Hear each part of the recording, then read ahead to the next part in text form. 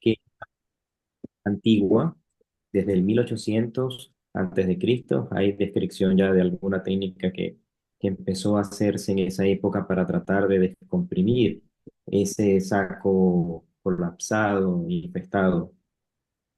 Y con el paso del tiempo, esto ha ido evolucionando con diferentes técnicas, diferentes métodos, con la intención siempre de ofrecer al paciente un mejor resultado, de ofrecer un mayor beneficio, menos recidiva.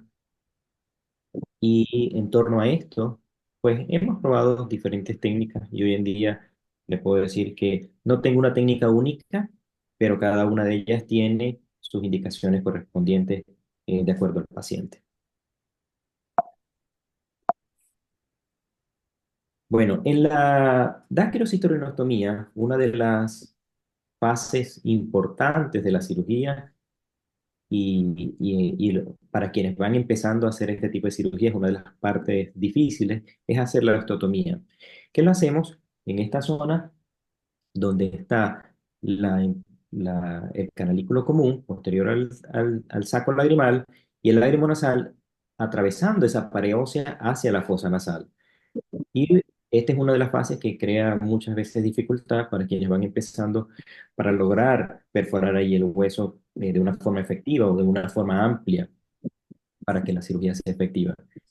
Y históricamente se han utilizado múltiples dispositivos para hacer esta fase de la cirugía, de lo cual rápidamente les puedo comentar, la Harrison, que creo que todos la conocemos, sigue siendo, en mi opinión, un instrumento valioso en este tipo de cirugía, en la dacrocitorenostomía externa. Es de muy fácil uso y además sirve para hacer la osteotomía a cualquier edad, con los diferentes tamaños que de este instrumento existen. El que vemos aquí abajo, parecido a lo que podría ser un taladro manual, y el cual me tocó una vez utilizar y me sentía como cavernícola en esa época. Pero bueno, es bastante traumático, pero era lo que había en ese sitio.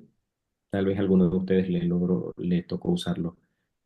Y el Dremel o la fresa eléctrica, que es un instrumento que yo usé por mucho tiempo, me gustaba mucho, tiene el inconveniente de que si no se manipula de forma adecuada, se pueden lesionar los tejidos que están alrededor. Y después de mucho practicar me di cuenta que para lesionar menos los tejidos alrededor y tratar de ser un poco menos traumático, había que hacer una incisión más amplia para que esa punta o esa fresa que da vuelta o gira a altas velocidades no lesione los tejidos alrededor. Por lo cual dejé de usarlo y me quedé con la Harrison. Y el osteotomo ultrasónico, este es un dispositivo que usé por una época en una institución donde trabajaba. Tiene el inconveniente que es un dispositivo muy costoso y que está hecho o que fue creado para los neurocirujanos y los traumatólogos. Sin embargo, por estar en esa institución, tuve acceso a este dispositivo y lo usé muchas veces. Me gustaba mucho, es muy cómodo, funciona con ultrasonido, así como si fuera un emulsificador de catarata, y corta el hueso de forma muy segura, sin lesionar los tejidos que están alrededor, no quema los tejidos que están alrededor porque tiene un sistema de irrigación continua y a su vez tampoco lesiona los tejidos que están más allá de la pared ósea como la mucosa nasal.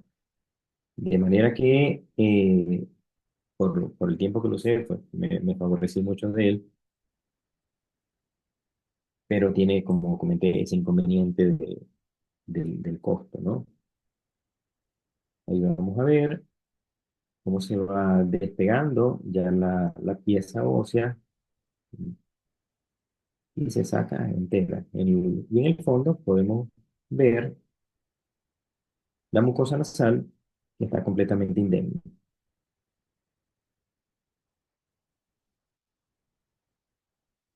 Bueno, y el láser Fox 810, que es el dispositivo del cual quiero comentarles esta noche, este es un dispositivo láser diodo de 810 nanómetros, que es un equipo bastante potente, puede llegar hasta 8 vatios de potencia, con un tamaño del spot del láser que va desde 200 nanómetros a 1 milímetro. La duración del pulso también es variable, con un rango bastante amplio, de 100 nanosegundos a 45 segundos, y su funcionamiento puede ser tanto de forma continua como de forma pulsada. Este dispositivo láser va conectado a una fibra óptica por la que circula el láser hasta la pieza de mano. Esta fibra óptica tiene diferentes modelos. Yo utilizo la de 400 a 500 nanómetros, que es la que me parece más cómoda para este tipo de cirugía. Es muy flexible y por su diámetro entra por cualquier canalículo, tanto de niños como de adultos.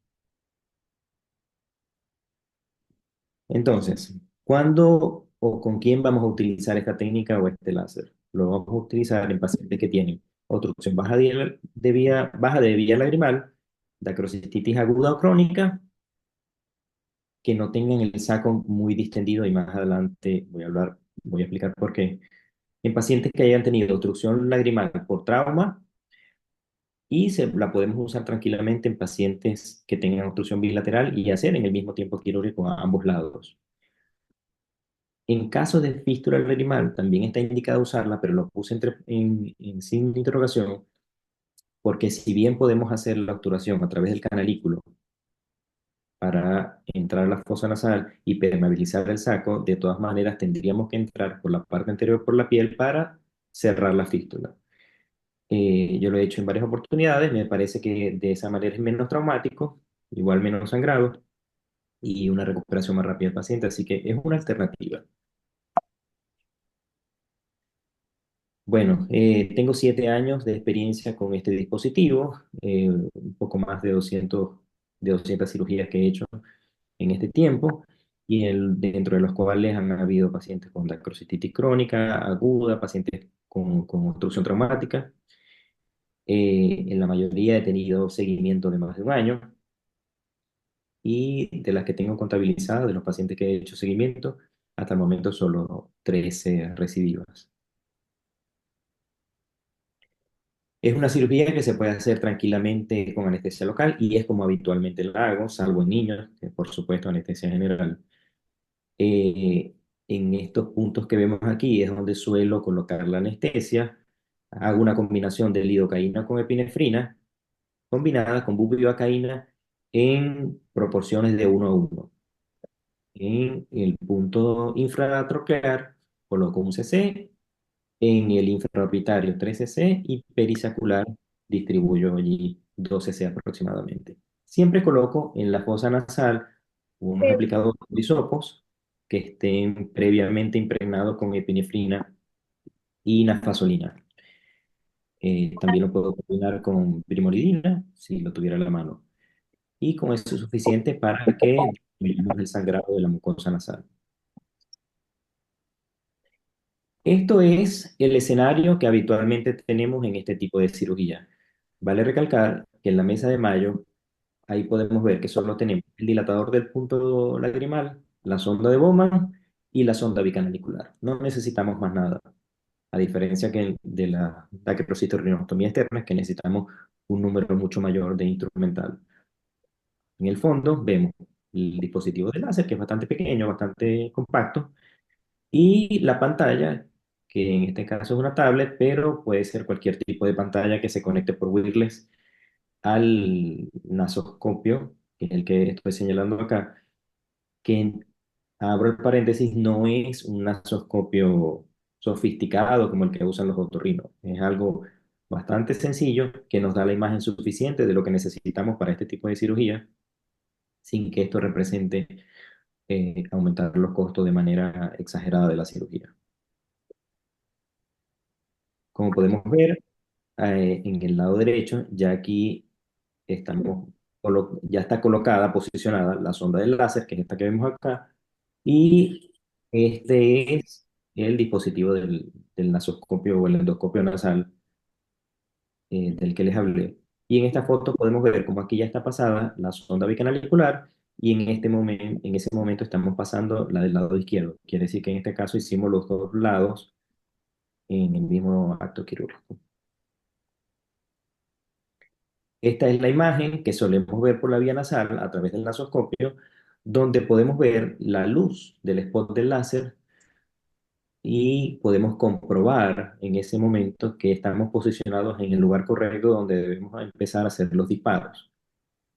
Por la parte externa, solamente vemos en la piel el reflejo de esa luz, pero no es en esa la que tenemos que fijarnos, sino en la que tenemos en la fosa nasal.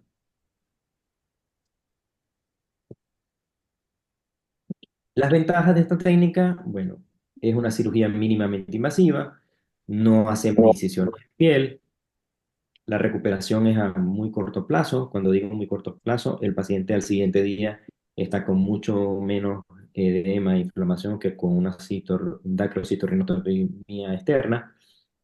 La anestesia es local, aunque al menos yo hago la dacro externa también con local y sedación.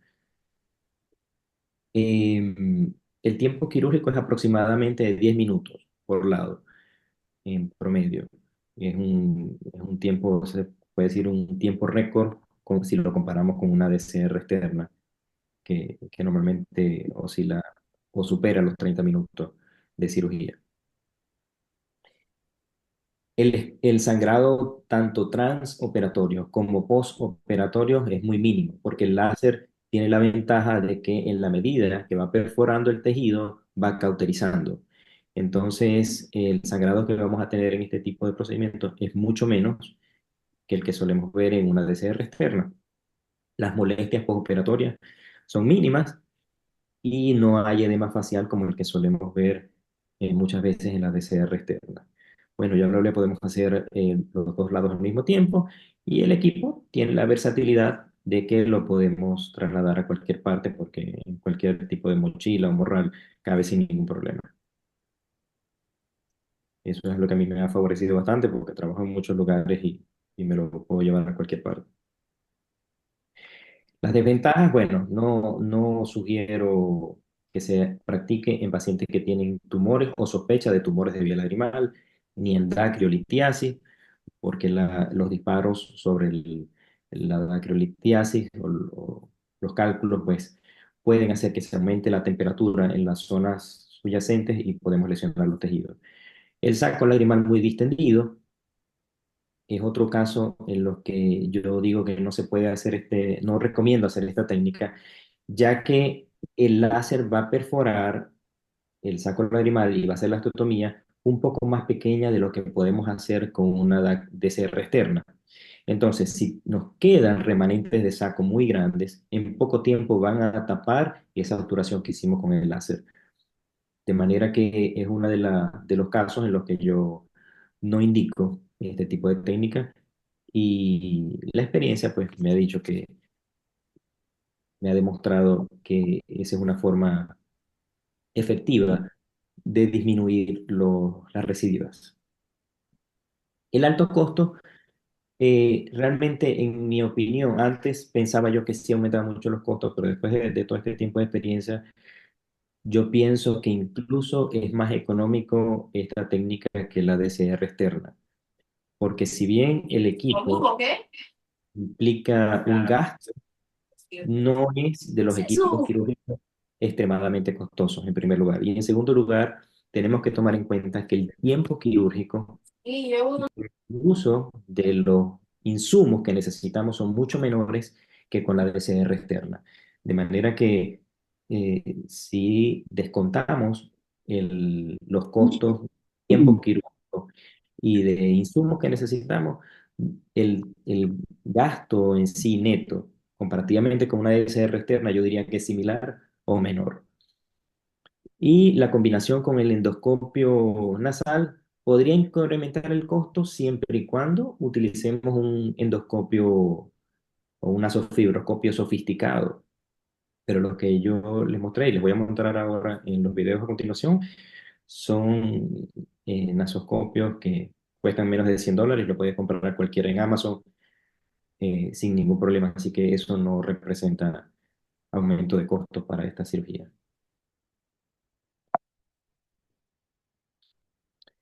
Las complicaciones.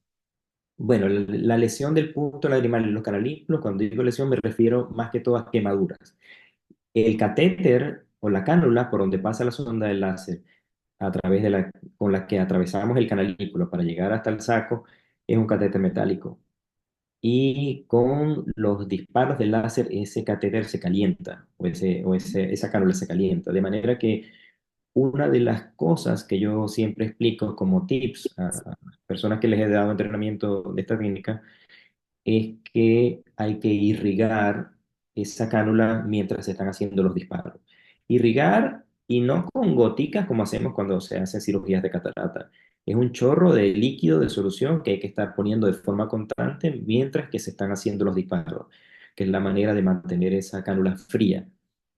Porque esta cánula no tiene un sistema de irrigación de líquido continuo, de manera que externamente hay que estarle aplicando el líquido para que se mantenga fría la cánula y no queme ni el canalículo ni los puntos lagrimales. Las vías falsas también es una de las complicaciones que puede suceder, así que es muy importante, como expliqué al principio, hacer la visualización vía nasal para que estemos seguros de que estamos posicionados con el spot del láser en la zona que corresponda. Y luego de que hayamos verificado eso es cuando vamos a empezar a hacer los disparos.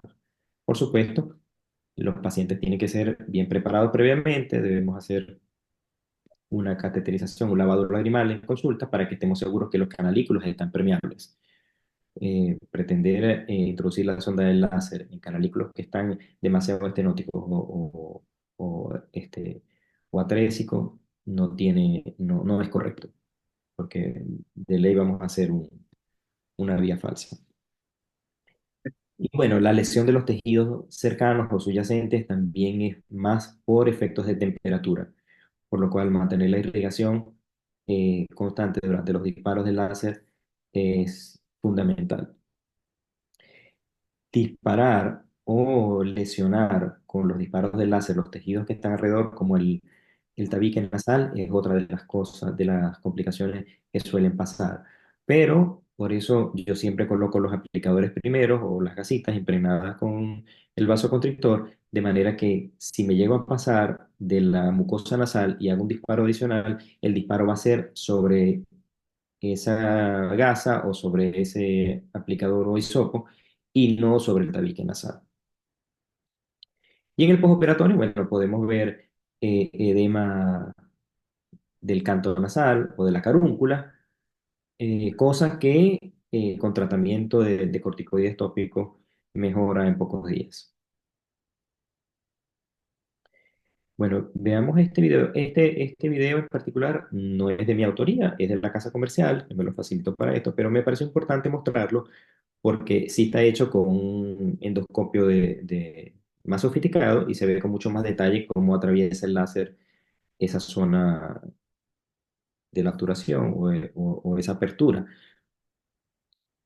Y fíjense que luego con mucha facilidad se pasa la sonda lagrimal, se posiciona y listo. Esto por supuesto está editado y acortado del tiempo. Este sí es un video propio. Ahí vemos el escenario habitual que suelo tener en este tipo de cirugía. En mi mano derecha tengo el endoscopio nasal y fíjense que al fondo podemos ir viendo la imagen. Ahí vemos en el fondo esa luz verde que es el spot del láser y una vez que ya yo verifiqué que estoy en el lugar correcto, pues empiezo a hacer los disparos. Hago un disparo, el láser perfora, me devuelvo, posiciono a un lado, hacia abajo y hacia arriba, y voy disparando nuevamente hasta que voy ampliando esa obturación. Fíjense cómo ahí lo estoy moviendo todo el espacio que ya he aperturado con el láser, un espacio bastante grande, más aproximadamente de unos 10 a 12 milímetros. No en todos los casos se consigue este tipo de apertura. Y ahí estamos pasando ya el set de Crawford, verificamos que todo esté bien con la sonda a nivel de los puntos lagrimales y terminamos la cirugía. Bueno, recomendaciones, como ya lo nombré, irrigar mientras se está usando el láser. el ayudante o la enfermera o enfermero que esté asistiendo en ese momento como instrumentista, pues es la persona pues, responsable de estar haciendo la irrigación constante de la cánula mientras se hacen los disparos. Pero el cirujano tiene que avisarle justo antes de empezar a hacer los disparos para que empiece la irrigación. Y una vez que empiece la irrigación, que nos aseguremos de que la cánula se está manteniendo fría, ahí empezamos a hacer los disparos. Siempre recomiendo comenzar con baja potencia. El equipo está configurado por defecto para empezar en 500 watts o en 5 watts, pero yo siempre lo pongo en 300, empiezo a hacer los primeros dos disparos, si veo que perfora bien, ahí me quedo, si no perforo completamente, entonces empiezo a subir la potencia. Lo máximo que he necesitado es 6, pero el equipo puede llegar hasta 8 y el día que ustedes tengan la experiencia se van a dar cuenta que 6 es una potencia bastante alta. El 8 puede abrir una pared fácilmente. Em, Bueno, la combinación con endoscopia siempre es una ayuda valiosa. Utilizar el frontoluz con la lupa o el microscopio también es una alternativa. Sin embargo, para usar microscopio tienen que ser los microscopios que es donde se puede inclinar la torre para que podamos enfocar adecuadamente en la profundidad de la fosa nasal y podamos visualizar de forma correcta.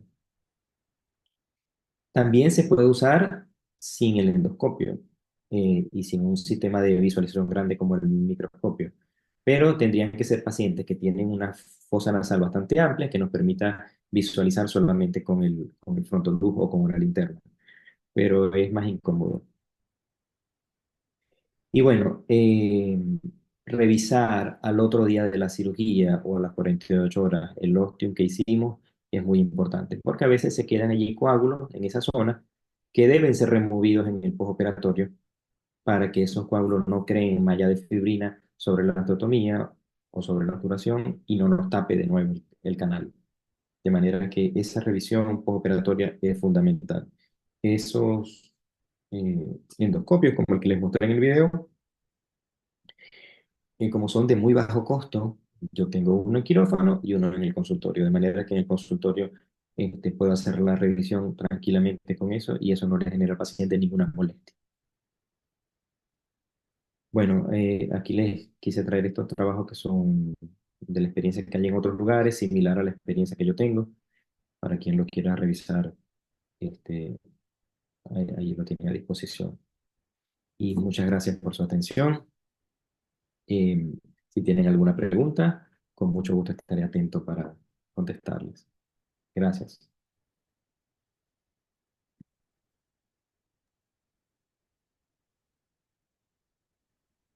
Muchísimas gracias, doctor. Súper interesante.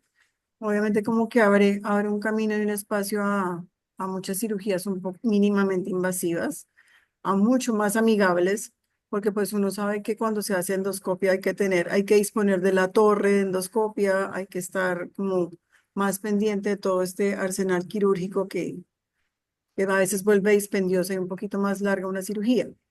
Y con aumento de los costos también, tanto como para el paciente como para las instituciones.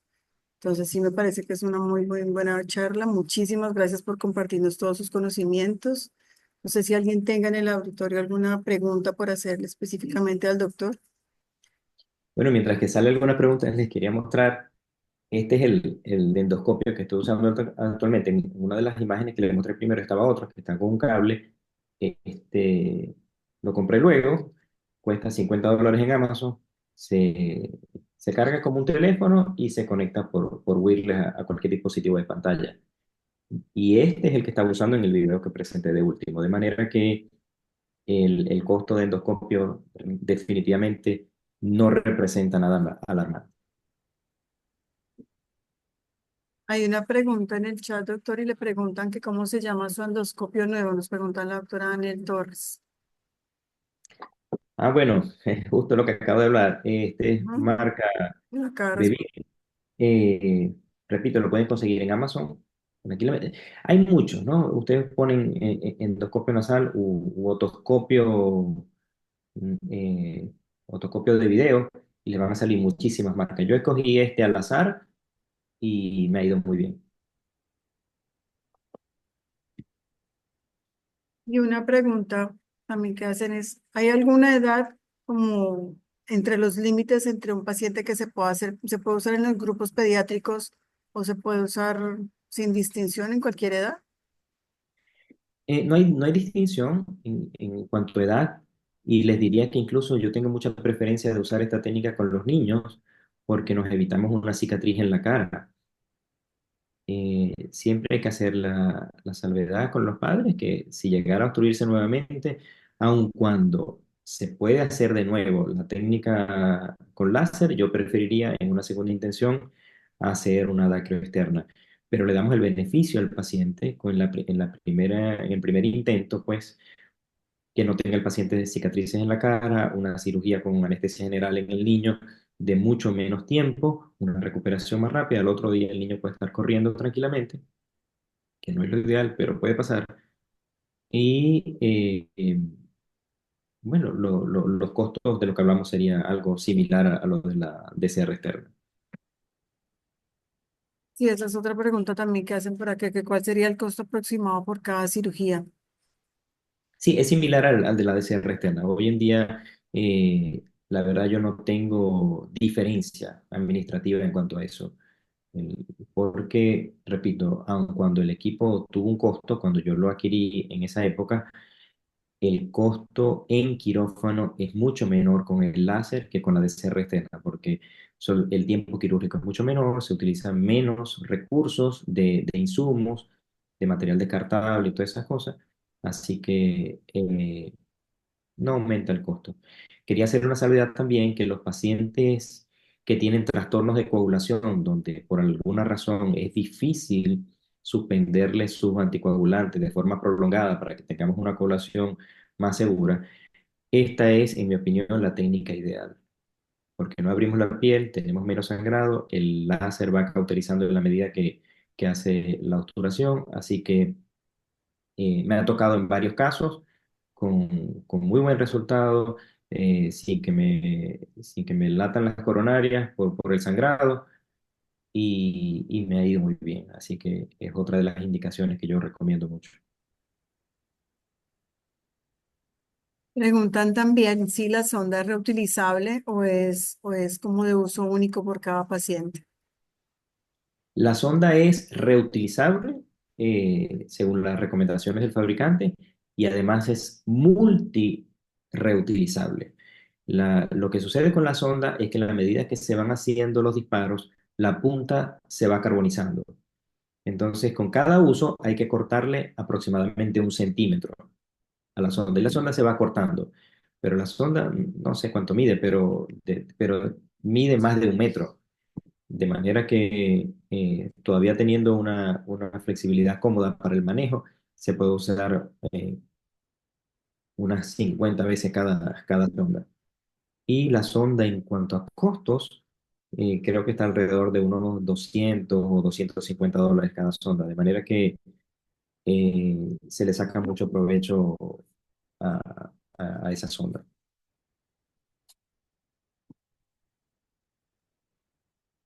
Hay otra pregunta acá que igual le dan como las gracias. Hay muchas felicitaciones, doctor. Sí, es una charla buenísima. Y preguntan si en algún caso realizar intubación con set de Crawford. El set que queramos utilizar ya es preferencia de cada quien, ¿no? Puede ser de Crawford, puede ser el Monoca. Yo soy de los que defiende la técnica de dejar siempre una sonda de silicona, una intubación, siempre. De manera que, salvo cosas accidentales, que se rompió la sonda y no había más, qué sé yo, que me ha pasado, seguramente a algunos de ustedes también. Bueno, en esos casos el paciente se queda sin sonda, pero yo soy partidario de siempre dejar una sonda de silicón de cualquier tipo. ¿Y algún tiempo para la extubación o como igual a las DCRs externas? Ajá. En mi práctica, tanto para esta técnica como para la DCR externa, yo retiro la sonda entre 5 y 6 semanas, siempre. Nunca la dejo más que eso. Bueno, doctor, le dan las gracias por compartir su experiencia, que la exposición está muy brillante. La doctora Daniela dice, Dariela, perdón, antes de aplicar el láser es necesario colocar como una barrera que protege el tabique. Sí, de hecho lo nombré en la charla que siempre coloco la gasita impregnada con vasoconstrictor. Puede ser una gasa o puede ser un aplicador o un hisopo. Usualmente utilizo el hisopo. Coloco dos hisopos primero antes de empezar a hacer el láser, pero no solamente antes de empezar el láser, antes de empezar la cirugía, para que eso me dé el efecto vasoconstrictor de la mucosa nasal y además me da la protección una vez que ya comience a hacer los disparos, la protección del tabique. Y otra pregunta como acerca de la intubación, es que si al hacerla la prefiere solamente en el canalículo superior o en el inferior o en ambos. Pero, Bueno, si hablamos de preferencia, preferiría usar el Monoca, que es un solo canalículo, pero el Monoca es un dispositivo bastante costoso. Entonces, la que uso la mayor parte de las veces, yo diría que el 90% de las veces, es la bicanalicular. Y antiguamente usaba las de las marcas más reconocidas, que también eran costosas, y con el tiempo he estado usando otras que no son de las marcas tan costosas, que tienen, igual son de resistentes, me ha ido muy bien, y eso le abarata mucho el costo del paciente. Pero bicanalicular. sí, yo creo que uno está como más tranquilo, que toda la vida esté bien permeable, ¿no? Pregunta Sí, también si utiliza mitomicina de rutina. no, la verdad es que no. Mitomicina solamente la utilizo en los casos recidivados. En pacientes que se operan por primera vez, nunca he usado mitomicina. No veo en mi experiencia que sea necesario. No sé si alguno de los plásticos que está conectado tiene alguna experiencia distinta, pero en los que se operan primera vez no lo he usado nunca y no he visto que sea necesario. Pero en residuados sí. Ok, y hago una corrección a la pregunta anterior, que no era la intubación. Es que si cuando coloca la sonda y entra con el láser, ¿lo hace por el canalículo superior o por el inferior? Bueno, muy buena pregunta. Y es una de las cosas que yo le explico a los residentes cuando damos esta clase. Yo prefiero entrar siempre primero por el superior. ¿Por qué por el superior? Porque por el superior puedo tener acceso a la zona más inferior del saco lagrimal con más facilidad. La Una bolsa. vez que ya he hecho la apertura en esa zona, entonces entro por el inferior para ampliar esa obturación que ya hice antes por el superior. De manera que siempre hay que entrar por los dos, pero yo prefiero empezar por el superior, por esa razón. Y la cirugía usted siempre la hace en salas de cirugía, no es un procedimiento de consultorio. No, no, de ninguna manera. En ¿No? quirófano siempre, bajo anestesia Listo. local y sedación siempre, siempre con el anestesiólogo al lado. Sí, Y el lo que paciente menciono. amerite una anestesia general porque la condición tiene alguna condición especial, bueno, se hace con general. Y los niños de ley con general siempre. Pero los adultos que no tienen ninguna comorbilidad que me impida dar una local, lo hago siempre con anestesia localización. Y yo he hecho seguimiento de la sensibilidad del paciente en el postoperatorio. Siempre les pregunto cómo se sintieron, qué les pareció, si hubiese preferido una anestesia más profunda y la mayoría de los pacientes siempre se sienten muy confortables con ese manejo de local más sedación, así que no sigo defendiendo esa forma de hacerlo. Y creo que lo que había nombrado el consultorio, que tenía también su equipo en consultorio para poder hacer la revisión del ostium, A ver, tengo en consultorio el el endoscopio, endoscopio, ajá. Sí, señor. no el láser. Sí, exacto. Sí. Sí, esa es como la aclaración que lo estaban preguntando. Y solo para inspeccionar la nariz, la fosa nasal y la obturación en la consulta, que se puede Para hacer el sin ningún control. problema. Para eso no necesitamos anestesia, pero el láser no.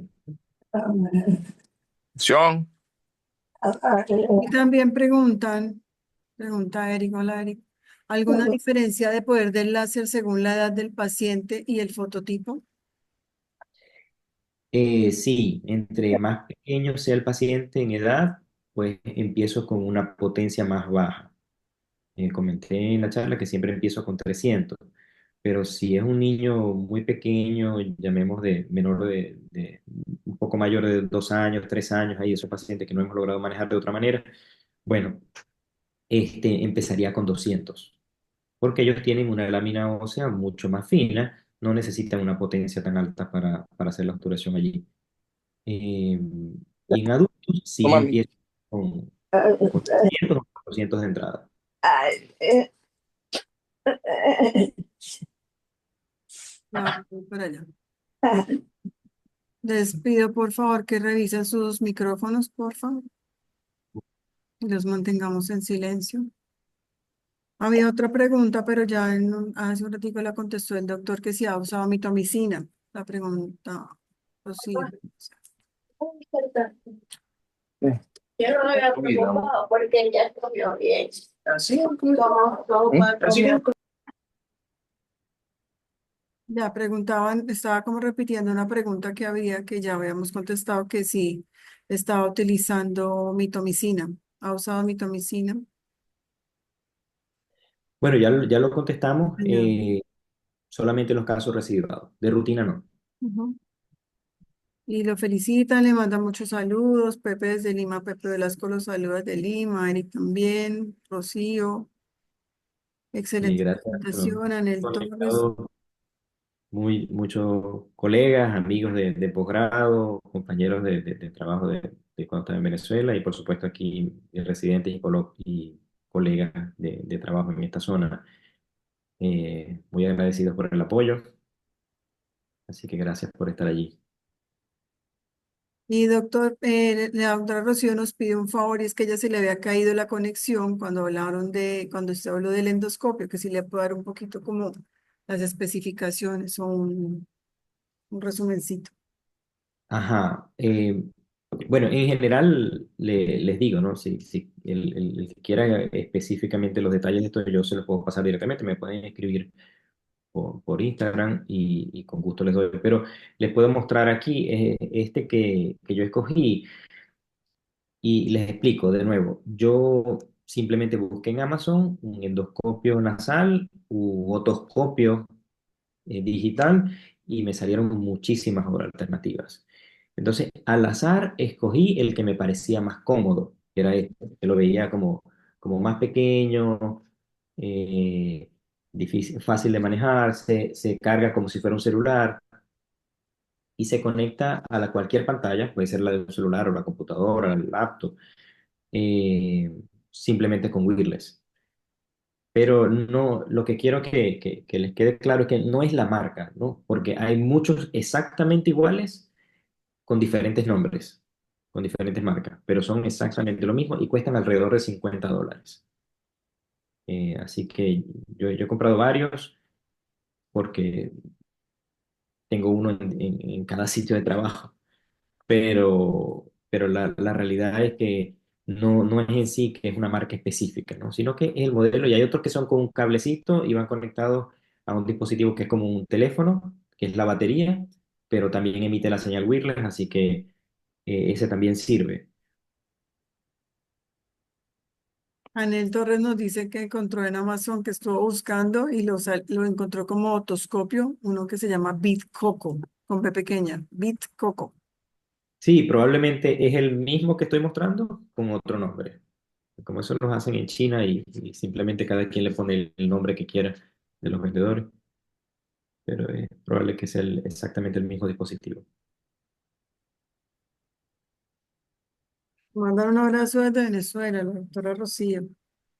Tenemos el Muchas apellido. gracias, muy apreciado, doctora, y gracias por conectarse y apoyar. Entonces, no sé si alguien quiere hacer alguna otra pregunta, quiere compartir algo, si de pronto también ha estado en contacto con estos láseres. Obviamente hay que tener pues la curva de endoscopia y eso adicionarle el láser y ya así se vuelve, mejor dicho, full equipo. Sí, sí, Son equipos bueno, quirúrgicos. Eso es buenísimo. la DCR externa, en mi opinión, sigue siendo el gold estándar de la técnica quirúrgica de resolución de la obstrucción baja de vía lagrimal. Esta técnica con láser es una alternativa para esos pacientes bien seleccionados, como yo lo dije en la charla. No es para hacerlo alegremente a todos los pacientes. Pero en ese grupo de pacientes bien seleccionados, la tasa de éxito es muy buena, similar a la DCR externa, con el plus de que no va a tener el paciente cicatrices en piel y todos los beneficios de una cirugía más corta y de recuperación más rápida. Preguntan también que si hay alguna preparación previa del paciente antes de la cirugía. La misma preparación que para cualquier otro tipo de cirugía. No necesita nada de especial por ser un láser. Y por supuesto, como va en el transoperatorio, como va a ser con sedación, el paciente debe estar en ayunas. Eso sí.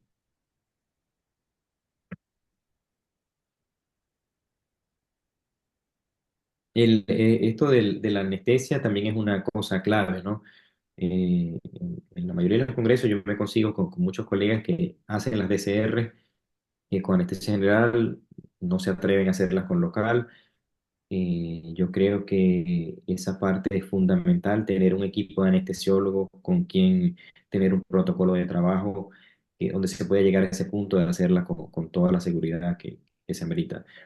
En todos los lugares de trabajo que yo estoy, ya tenemos un protocolo de trabajo con el anestesiólogo muy bien hecho, donde el paciente no se acuerda de las pinchadas, no las siente, no se queja, se recupera rapidísimo y todos estamos felices porque el paciente está bien monitorizado y hacemos una cirugía bastante invasiva, en el caso de la DCR externa, con, con anestesia local y sedación.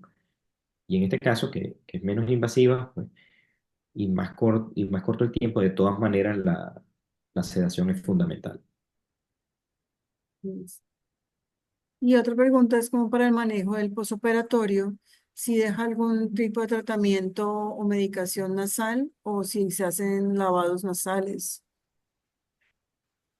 A ver, yo nunca he hecho o nunca he indicado lavados nasal, ni con la externa ni con esta, ni tampoco dejo tapones endonasales. Eh, Usualmente tampoco hago sutura en la piel. Yo hago la sutura intradérmica con puntos intradérmicos con Vicryl y no tengo que retirarle al paciente puntos después, en el caso del externo. Y en este caso de la láser, como hay menos sangrado, la cauterización es prácticamente inmediata, eh, con más razón no dejo eh, tapones, ni necesita el paciente ningún tratamiento especial en el postoperatorio. El tratamiento habitual, tanto para la externa como para esta, uso unas goticas combinadas de antibióticos con corticoides, que puede ser cipro con dexa o tobra con dexa, y vía nasal sí indico un vasoconstrictor por 5 días nada más, 3 veces al día por 5 días. Nafasolina en atomizador nasal 3 veces al día, 5 días nada más. Por supuesto, vía oral antibiótico y antiinflamatorio, eso sí, 3 días nada más. Pero no pongo corticoides nasal, no, de esos atomizadores de beclometrazona y esas cosas, eso no lo uso. Sí, esa era la última pregunta, que si había algún tipo de esteroide nasal o gotas oftálmicas para el posoperatorio. Pero ya.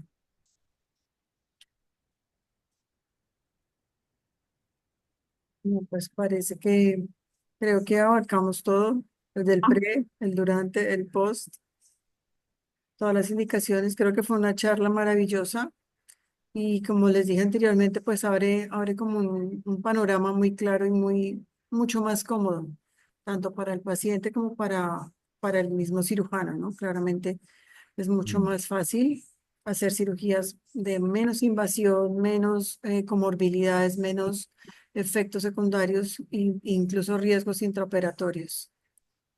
Me mandan muchas felicitaciones, un abrazo desde Venezuela. Tenemos a varios venezolanos conectados, qué bien. Sí, Tenemos no, gente de todas partes. Hay de qué Perú, bueno. de México, muchos colombianos. Sí, muy agradecido, doctora, por la invitación. Veo que está conectado el doctor Jaime de la Hoz, le envío un abrazo y un saludo. mi amigo y hermano Eric Torres allá en Venezuela, una de las preguntas que hizo también, muchos saludos. Uno de mis grandes profesores, el doctor Johannes Solórzano, le envío un fuerte abrazo también. Y bueno, estaban todos los residentes del posgrado y que algunos que otros que se me escapan por ahí, pero gracias por estar allí, por conectarse, por escuchar esta información. Gracias, doctora, por la cortés invitación. Estoy a la orden. Cuando quieran que No, compartamos algunos otros doctor. temas. A usted muchísimas gracias por haber aceptado esta invitación. No quiero que se me vayan todavía. Les voy a hacer una invitación y ahora que estamos invitándonos a todos. Muchas gracias por haber aceptado esta invitación. La verdad es una charla enriquecedora. Gracias por haber sacado tiempo, del tiempo en familia, tiempo de descanso. Y antes de irnos, pues los dejamos con esta invitación, que es nuestro noveno congreso de la ACPO, de la Asociación Colombiana de Cirugía Plástica Ocular, Órbita y Oncología. Lo vamos a tener a cabo en Bucaramanga, del 7 al 9 de agosto. Entonces están todos cordialmente invitados. Se va a realizar en el Hotel Punta Diamante, ¿Cómo que se la queda en un toma sitio súper hasta el lindo que piso? se llama Ruitoque. Entonces todos están muy invitados para que vengan a este congreso. Vamos a hablar temas de oculoplástica, de estética, de vía lagrimal, de órbita, oncología. Va a estar muy variado. Vamos a hablar también de ecografía. Les pedimos también que estén muy atentos a las redes sociales porque pronto vamos a estar empezando a lanzar toda la información, confirmando a los invitados internacionales, mostrándoles el evento, toda la parte académica y también la parte social. Entonces, bueno, muchísimas gracias a todos por su asistencia. Muchas gracias por compartir estos conocimientos en nuestras sesiones de la ACPO y nos vemos en la próxima ocasión. Y nos vemos en Bucaramanga también. Acá los esperamos. Recuerden que las sociedades hermanas, lo que les dije Los al pasos de comienzo, allá tienen una ventaja, son y es que tenemos toallas, la toallitas, inscripción de quien es miembro de una sociedad hermana, México, Ecuador, Perú, Bolivia, Brasil, Argentina, mejor dicho, se los voy a poner también en un post. Esos tienen beneficios y el beneficio es que tener una tarifa de inscripción a un menor costo, que es el mismo costo, perdón, el mismo costo que pagamos nosotros los miembros ACA. Y esa es la importancia de pertenecer a sus sociedades de cada país, apoyar todas esas actividades académicas que se gestan al interior de las sociedades, que nos ponen muy al día, muy a la vanguardia con muchos temas de actualidad para todos. Y esos intercambios entre países de académicos son muchísimo más enriquecedores y de unión fraterna también. Entonces, muchas gracias de nuevo a todos por su asistencia. Doctor Eladio, muchísimas gracias por haber aceptado la invitación y feliz noche a todos. Que descansen. Noche, muchas gracias.